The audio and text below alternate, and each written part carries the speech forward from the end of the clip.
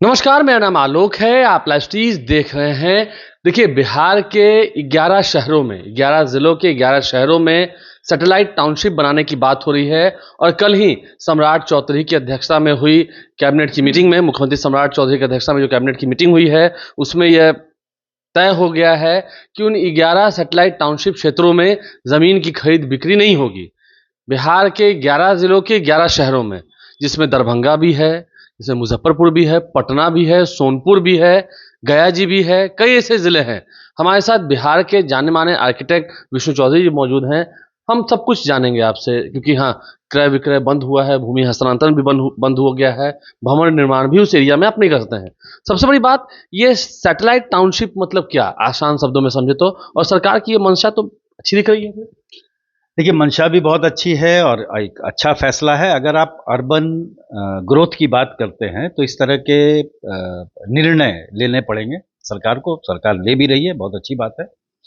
तो आपका जो सवाल था कि सैटेलाइट टाउन आखिर वो क्या है, जैसे एक एग्जाम्पल के तौर पे मैं समझाता हूँ कि यूपी के शहर नोएडा को एक सेल्फ सस्टेनेबल टाउनशिप की तरह डेवलप किया गया, तो वो दिल्ली के लिए एक सैटेलाइट टाउन बन गया।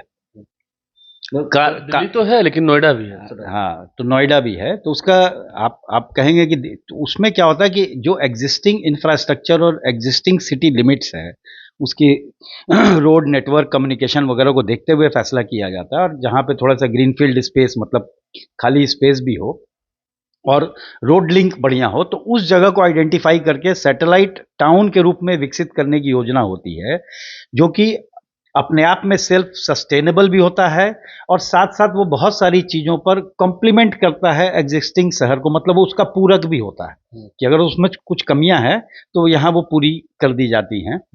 तो ये है बेसिकली सैटेलाइट मतलब टाउन वहाँ का। पर उद्योग धंधे भी लग सकते हैं, बड़ी बड़ी इंडस्ट्रीज भी आ सकती हैं, और बड़े बड़े बिल्डिंग्स बनेंगे जहाँ लोग रहेंगे भी। जैसे बहुत सारी चीज़ें हैं, आप लॉजिस्टिक पार्क बनाना चाहते हैं, आप या तो आप मेडिकल फैसिलिटीज़ वहाँ पे देना चाहते हैं, तो ड्राई पोर्ट बनाना चाहते हैं, तो इस तरह की चीज़ें अगर आप डेवलप करना चाहते हैं तो वो फिर सैटेलाइट टाउन के माध्यम से आप कर सकते तो हैं। राज्य के 11 जिलों में बनेगा टाउनशिप। हाँ, हमारा कैबिनेट जो डिसीजन हुआ वो तो यही है।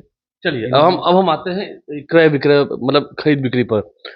ये सही है कि उन जो टाउनशिप वाले जगह चिन्हित किए गए हैं, वहां पर जमीन खरीद बिक्री नहीं होनी है, इन जगहों पर जो चिन्हित की गई है। देखिए, इसमें थोड़ा सा इसको तरीके से समझने की ज़रूरत है।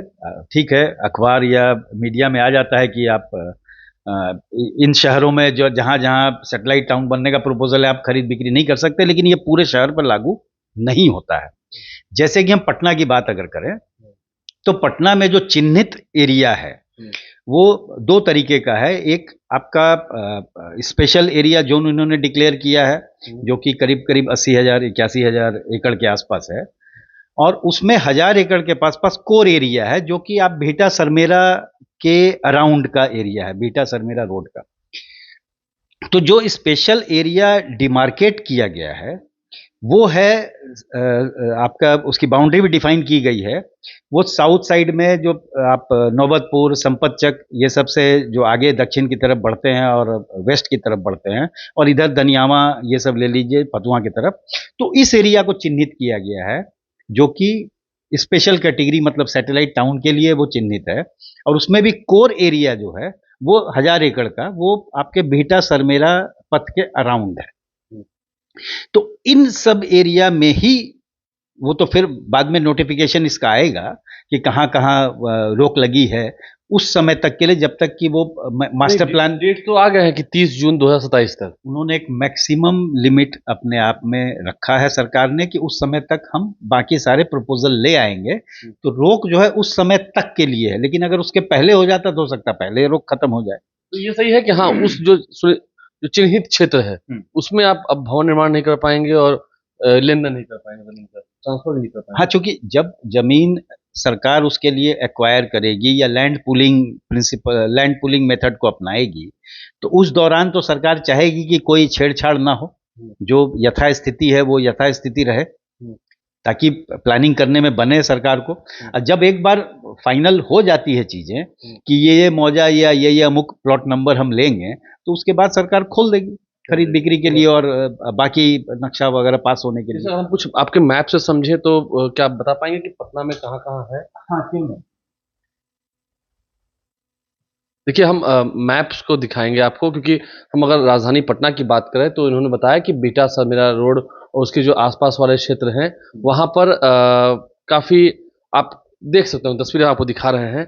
तस्वीरें आप जो दिखा रहे हैं इसमें ग्रीन है और पिंक कलर का बनाया हुआ है क्या? ये क्या है, 4 कलर कोडिंग किया गया। ये पूरे पटना का जो आपका म्युनिसिपल एरिया प्लस जो प्लानिंग एरिया है उसके तहत 4 कलर कोडिंग की गई है। एक में जो आप ब्लू लाइन से देख रहे हैं वो कलर कोडिंग, वो म्युनिसिपल कॉर्पोरेशन का लिमिट है, निगम क्षेत्र। पटना म्युनिसिपल कॉर्पोरेशन का लिमिट एरिया है। उसके बाद ग्रीन कलर से जो लाइन दिख रही है ये चारों तरफ, ये प्लानिंग एरिया है। प्लानिंग एरिया का कहने का मतलब है जब पटना मेट्रोपॉलिटन अथॉरिटी का गठन हुआ तो मास्टर प्लान में जो एरिया लिया गया पटना के लिए वो प्लानिंग एरिया हो गया 2031 मास्टर प्लान में। तो वो प्लानिंग एरिया के अंतर्गत ही सिलेक्ट किया गया है। जो सैटेलाइट टाउन के लिए एरिया है वो आपको पर्पल कलर में दिख रहा है। तो इस एरिया को आप देख रहे होंगे, यहाँ पर ये पुनपुन रिवर से ये साउथ का एरिया है जहाँ पे कि बिहटा सरमारा रोड और पटना गया रोड की तरफ बढ़ते हैं, जहाँ पर जुडिशियल एकेडमी वगैरह है, ये संपत चक वगैरह एरिया, और इधर दनियामा। तो ये जो एरिया आप देख रहे हैं ये पूरा स्पेशल एरिया है जहाँ पर कि एप्लीकेबल है सैटेलाइट टाउनशिप के लिए। और इसमें रेड कलर से मार्क जो आप देख रहे हैं वो 1000 एकड़ के आसपास है। ये एरिया है आपका कोर एरिया जहां पर कि बाकी सारे हब विकसित किए जाएंगे। वो कितना जमीन है? वो जमीन वो 1000 एकड़ के आसपास। 1000 एकड़ के उसी वही एक जो पर्टिकुलर हम कह सकते तो सैटेलाइट टाउनशिप की बात हुई है। इन्होंने चिन्हित किया है करीब 80,000 81,000 के आसपास है। वो तो अब डेटा आप देख लेंगे यहाँ पर। चिन्हित जो स्पेशल एरिया जो डिक्लेयर किया गया है, जो पर्पल लाइन के अंतर्गत आप घिरा हुआ देख रहे हैं, वो करीब करीब 81,000 एकड़ का है। तो हम अब समझ गए बातों को, मतलब कि उस जो एरिया को चिन्हित किया गया उसके अंदर आप नहीं कर पाएंगे, खरीद बिक्री नहीं कर पाएंगे। हाँ, बाकी जगहों पर कर सकते हैं। बाकी जगह पे आप कर सकते हैं। ठीक वैसे ही सभी जिलों में भी यही हाल होगा? सारे जिलों का वही तरीके से किया गया है कि इन्होंने एक चिन्हित किया है। देखते हुए चिन्हित करने का भी अपना एक प्रिंसिपल होता है। ये प्रपोजल पहले से बना हुआ था, सिर्फ सम्राट चौधरी की कैबिनेट ने इसको तय कर दिया? देखिए, कोई भी एक्सरसाइज होता है तो कुछ दिन पहले से तो होता ही होगा। ऐसा नहीं कि एक दिन आप सपने से उठे और चालू कर दिया। तो एक प्रपोजल बढ़ता है, नगर विकास और ये सारे ने मिलके बढ़ाया होगा।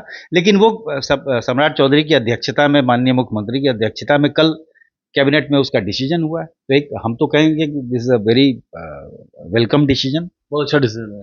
शहरीकरण को अगर आप हर तरीके से अगर आप चाहते हैं कि सारी फैसिलिटीज हो, शहरीकरण प्रॉपर हो, सुनियोजित ढंग से हो, तो आपको ये सब स्टेप्स तो लेने होंगे, बेहतर करना होगा।